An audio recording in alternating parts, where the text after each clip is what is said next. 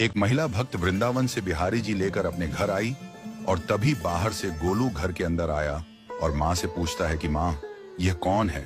तो मैया ने बोला, ये भगवान है और ये ही हमारे मालिक हैं।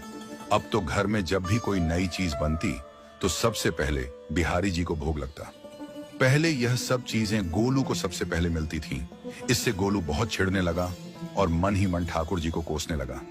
एक दिन गोलू की माँ काम पर जाते समय बोली, गोलू, यमुना जी से मटके में जल भरकर लाना।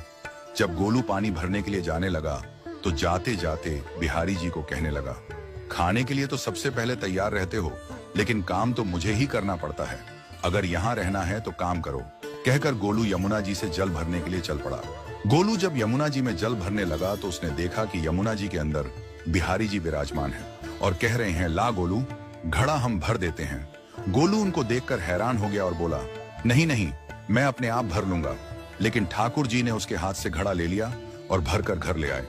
गोलू घर आकर डर रहा था कि अगर माँ को पता लगा कि मैंने ठाकुर जी से काम करवाया है तो आज मेरी पक्की पिटाई होगी।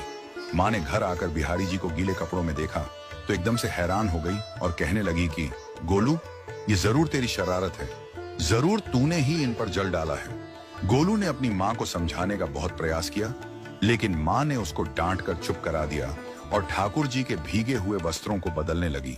अगले दिन जब माँ ने गोलू को अनाज पिसवाने का काम दिया तो बिहारी जी फिर अनाज का कनस्तर ले आए और माँ को ठाकुर जी के वस्त्रों के ऊपर सूखा आटा पड़ा मिला।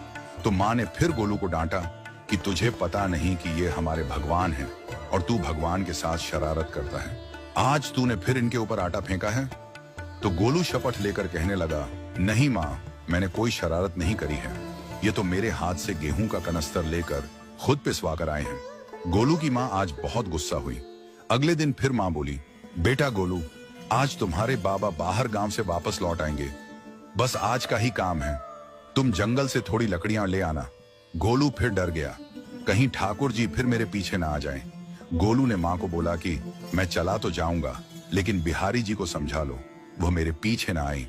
उसकी माँ हंसकर बोली, हाँ हाँ समझा दूंगी, तुम जाओ तो सही। गोलू जल्दी जल्दी लकड़ियां लेने जंगल में चला गया और माँ काम पर चली गई। लेकिन उस दिन माँ काम से जल्दी वापस आ गई और देखा बिहारी जी अपनी चौकी पर विराजमान नहीं है।